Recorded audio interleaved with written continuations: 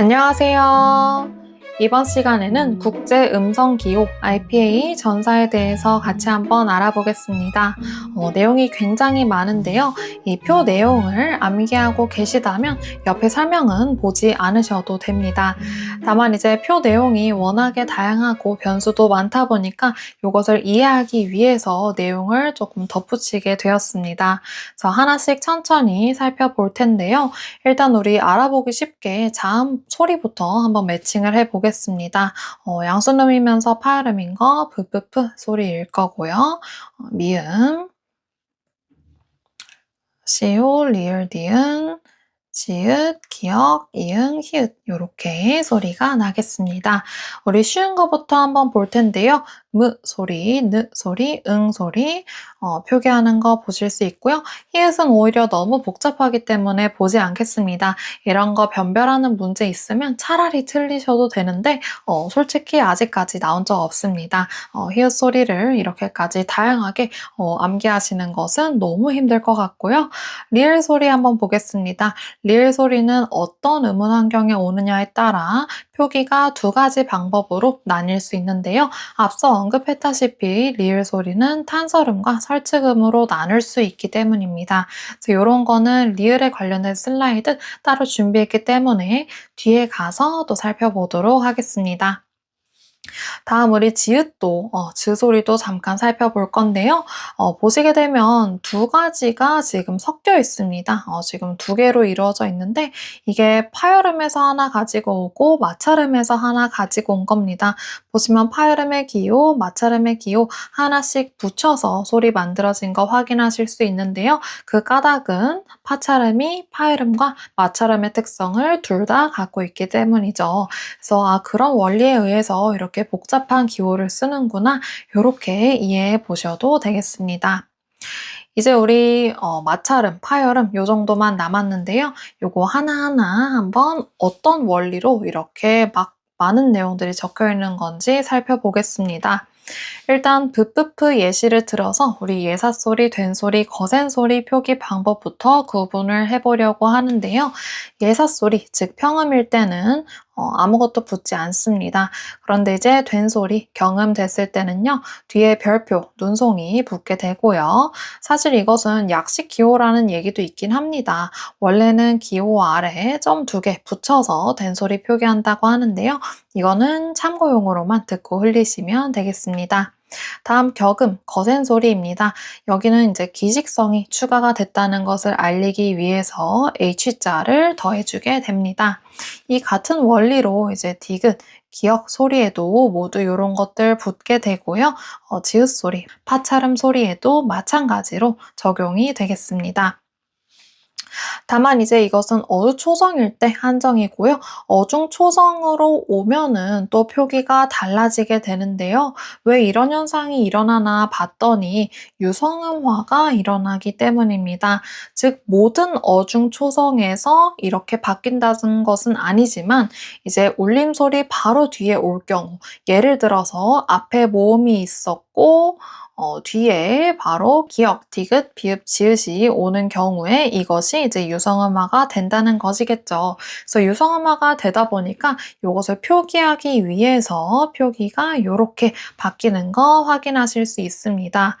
울림소리 바로 뒤에 온다고 하는 것은 모음과 모음 사이, 우리 아까 본 모음과 모음 사이 될 수도 있겠지만요. 유성자음, 니은, 리을, 미음, 이응 뒤에 오는 것도 가능하겠습니다.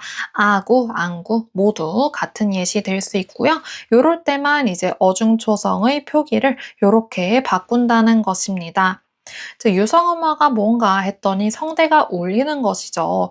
그래서 우리가 차이를 잘 느끼지는 못하지만 그냥 자라고 했을 때보다 감자의 자가 성대가 조금 더 울린다고 하네요.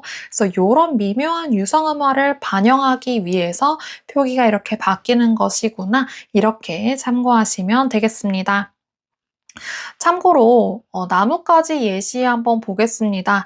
나뭇가지 일단 소리 나는 대로 쓰게 되면은 나뭇가지 이렇게 되는데요. 즈 소리는 일단 우리 유성음화 반영됐음을 알리기 위해서 표기 바뀐 거 확인할 수 있습니다. 바로 앞에 모음이 있으니까요. 유성음화가 된 것인데요.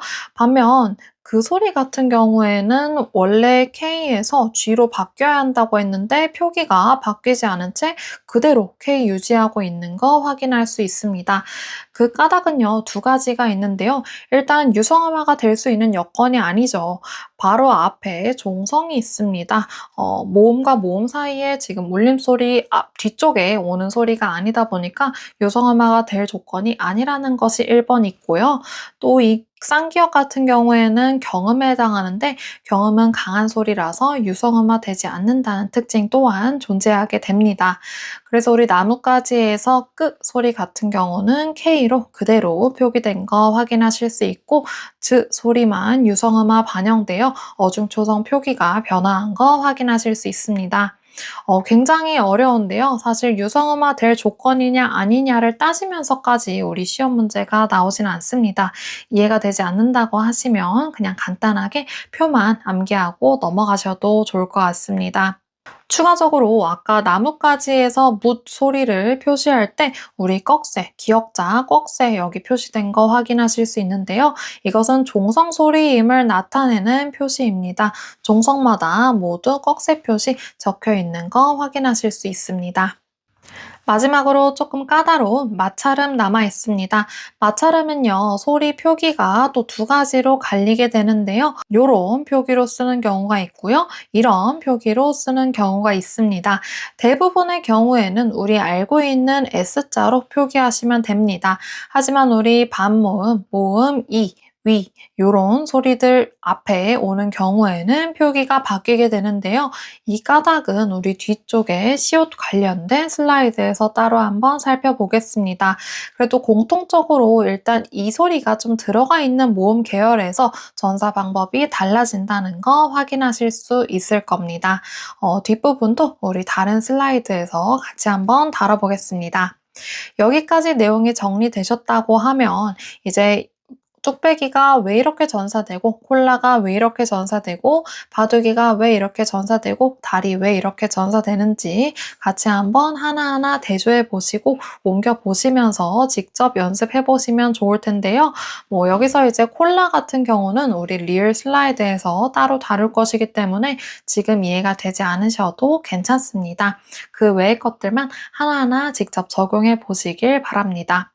오늘 제가 굉장히 많은 내용을 다루었지만 이런 내용들을 모두 정확하게 알지 못해도 다행스럽게도 아직까지는 우리 시험 문제에서는 대강만 좀 알더라도 쉽게 풀어낼 수 있는 수준의 RPA 문제들이 나오고 있습니다. 그래서 너무 크게 걱정하지 마시고 이해하실 수 있는 범위 내에서 편안하게 공부하셨으면 좋겠습니다. 도움이 되었길 바랍니다. 감사합니다.